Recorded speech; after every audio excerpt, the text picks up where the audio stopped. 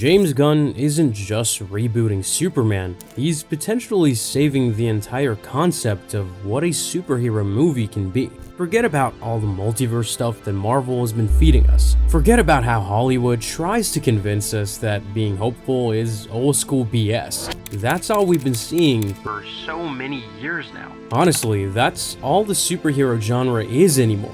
But James Gunn has spent the last decade proving something that Hollywood forgot. People need someone to look up to, not someone who's just as messed up as they are. And that's why James Gunn not only took a different approach with Superman this time, he did the only thing that'll keep the Superman franchise alive in 2025. The new Superman came out on July 11th, 2025, and right from the casting announcement, it established something crucial.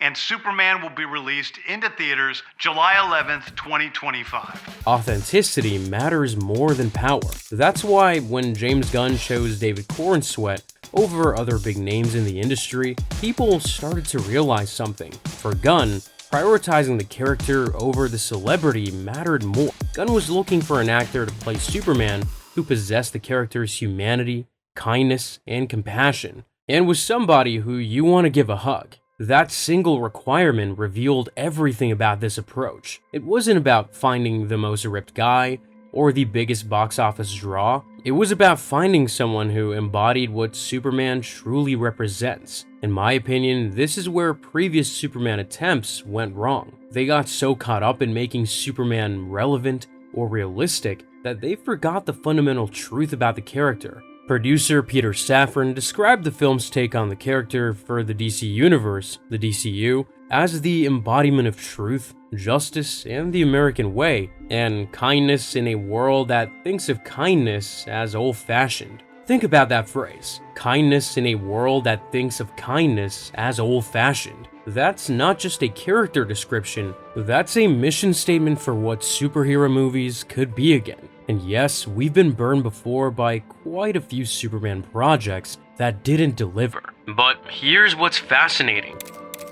This film didn't try to reinvent Superman for a modern audience. It simply tried to remind us why we fell in love with him in the first place. That's what Superman movies have been lacking all this time. But surely a filmmaker known for dysfunctional space criminals and morally questionable anti-heroes couldn't possibly understand the most iconic hero of all time. Except James Gunn's track record suggests something completely different. James Gunn spent the last decade doing something that should have been impossible, making audiences care about characters they'd never heard of and shouldn't have worked. You know the pattern by now. Guardians of the Galaxy turned D-list Marvel weirdos into household names. The Suicide Squad made us root for actual villains. Peacemaker convinced us that a murderous Superman knockoff could be the most human character on television. Gunn's vision was always revolutionary. There is no doubt about that. But his brilliant approach with these movies and the new Superman is even crazier. I think Gunn's secret weapon isn't his ability to make misfits lovable, it's actually the way he can portray that every character is fighting to become a better version of themselves. Take those Guardians movies, for example. The movies included scenes where Peter Quill, played by Chris Pratt, saved a planet by challenging the villain to a dance-off, and a scene where a small living tree danced around to Electric Light Orchestra's Mr. Blue Sky while a battle raged behind him. But the films also saw Quill dealing with the death of his mother and working out his father issues between killing Ego. He finds the genuine emotion inside the most ridiculous situation, and that's what makes his films incredible. If you ask me, James Gunn has literally mastered the art of balancing complex tones, and that's why I think Superman makes perfect sense as a Gunn project. Gunn said Clark is becoming successful as both a journalist and a superhero in the film, but new elements like falling in love with Lois Lane and making new superhero friends leave him unbalanced. And the biggest shocker is that these other superheroes think Superman is naive. Wait, hold on.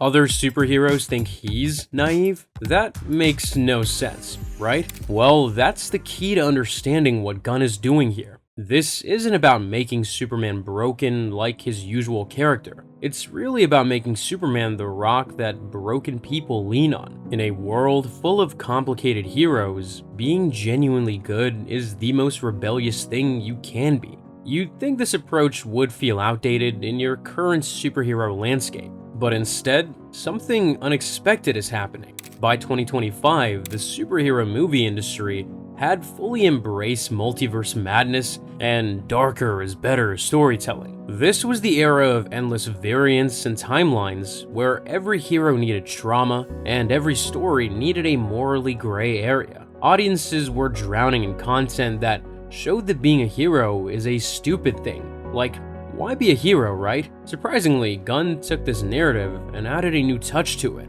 His Superman acknowledges this shift of content and simultaneously rejects it. That's what makes him rebellious. But here's where things get interesting. While every other superhero franchise was racing towards complexity for complexity's sake, Gunn was quietly plotting the opposite direction. He was gonna prove that simple doesn't mean simplistic, and that hope isn't naive.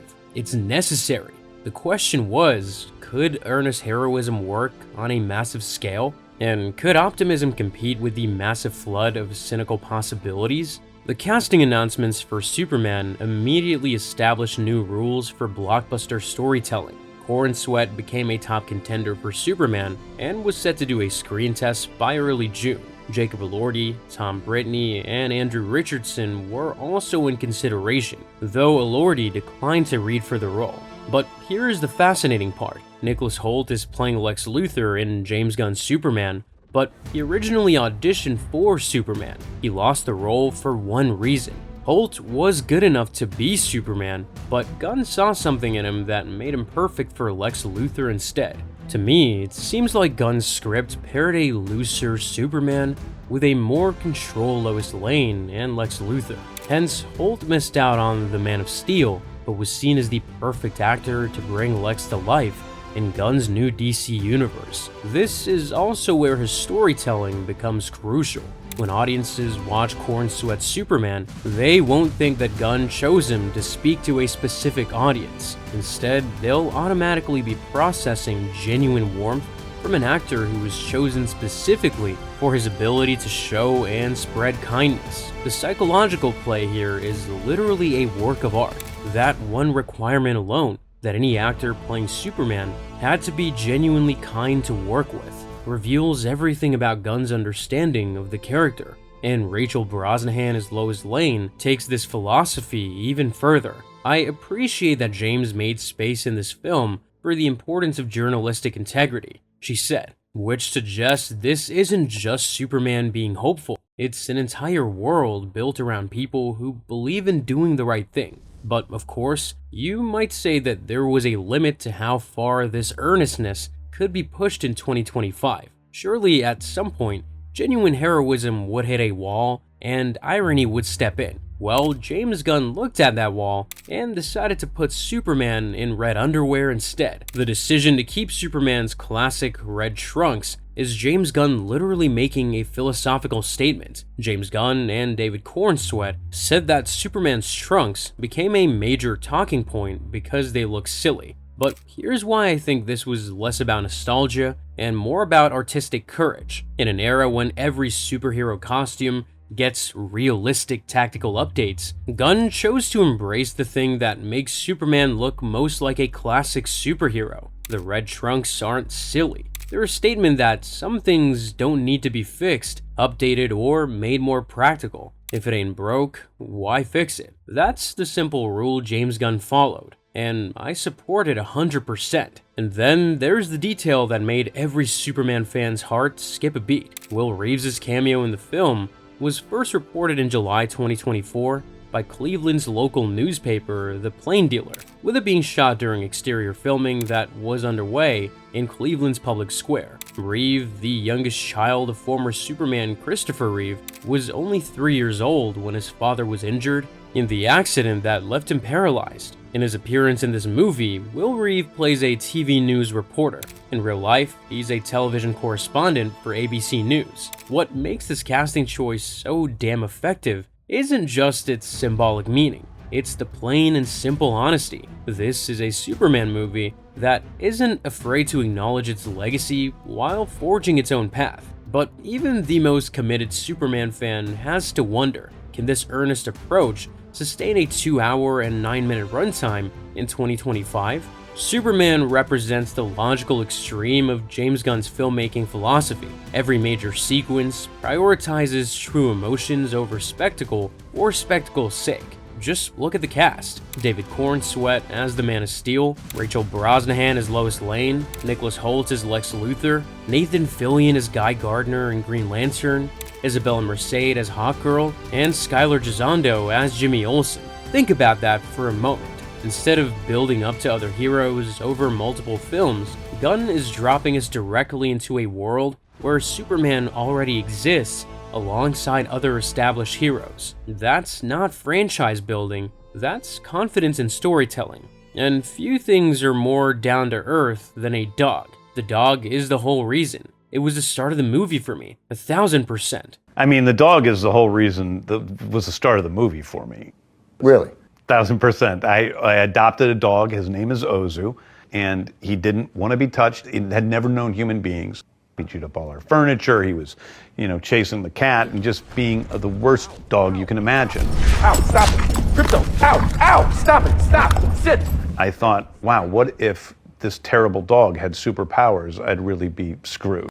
The fact that Superman started with Gunn's real-life experience adopting a difficult rescue dog tells you everything about his approach. Gunn didn't research the market or look at the Superman franchise. The idea of the entire film was planted through a genuine emotional experience. Talking about experiences, one of the most annoying things on YouTube is choosing the right music for your content. You can sift through everything and still get hit with a copyright strike. Well, I've finally found the perfect solution to it. Legis Music is a subscription that I've been using, and trust me, it's been a lifesaver. Anything that I post is automatically whitelisted now, which means I can post content and never worry about copyright strikes ever again. That's a superpower even Superman doesn't have. You can check out Legis Music by using the link in the description below. Don't forget to use my code VANTAGE10 for 10% off. Alright, back to what Gunn's Superman is all about. To me, Superman feels like a statement about what superhero cinema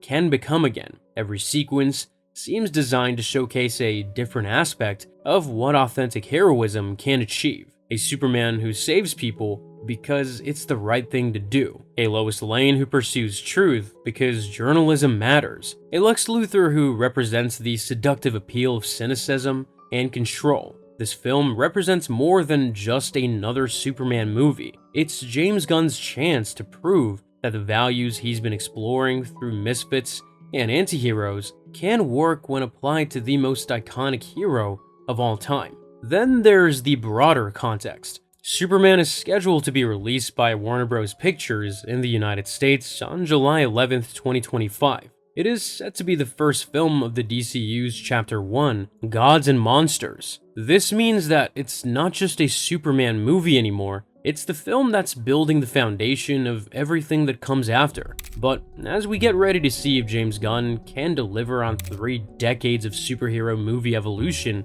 the question now becomes, what happens if this actually works? James Gunn's Superman isn't just rebooting a character, it's testing whether mainstream audiences are ready for heroes who are actually heroic again. The film industry has spent the last decade convincing us that complexity equals sophistication, that moral ambiguity is more realistic than moral clarity, and that hope is somehow less interesting than despair. But what if all that was wrong? If this film succeeds, it proves that audiences aren't tired of superhero movies. They're tired of superhero movies that don't believe in superheroes. If it fails, the industry will probably double down on multiverse chaos and gritty reboots for another decade. But I've got a positive feeling for Superman. You see, James Gunn has never made a movie that didn't believe in its own characters, and Superman is the ultimate test of that philosophy. Plus, he's loved by the actors around him. When he was working with Maria Bakalova for Guardians of the Galaxy Volume 3, she literally described James in these words: "I love James Gunn. I want to work with him for the rest of my life. He's just everything. I don't even know how to say it. He's so talented, he's so funny, he's so fun, he's such a great human being. What an example of a person that I'd want to be like. His dedication to his craft is admirable as well. It's just phenomenal. That's not just an actor praising her director, that's someone describing exactly the kind of person you'd want making a Superman movie. And that's why I think this new movie wasn't just another addition to the franchise, it was actually the perfect argument for why genuine heroism matters. Presented by a filmmaker who's spent his career proving that broken people can become better. James Gunn's vision is simple, straightforward, and honestly, revolutionary. He's creating a blockbuster superhero film that gets more committed to its ideals as everything around it becomes more cynical. It's cinema's greatest argument for why authentic heroism matters. When we watch David Corenswet put on that cape, or see him struggle with being an idealist in a world that thinks kindness is old-fashioned, we're watching proof that some things can't be deconstructed, can't be made more realistic, and can't be replaced by more complex anti-heroes. But there are a couple of questions though. Is James Gunn gonna be the only one who implements this change, or will others follow suit? If you ask me, I think that depends on the success of the film. If it blows up, everyone's gonna jump on the bandwagon of showing true heroism. If not, well, I don't really want to imagine the film flopping. But tell me what you think. Is James Gunn's Superman gonna work? Or are the filmmakers just gonna go back to glorifying the opposite of true heroism? Share your thoughts with me in the comments. And don't forget to hit the subscribe button and click the bell. Thanks for watching, and I'll see you next time.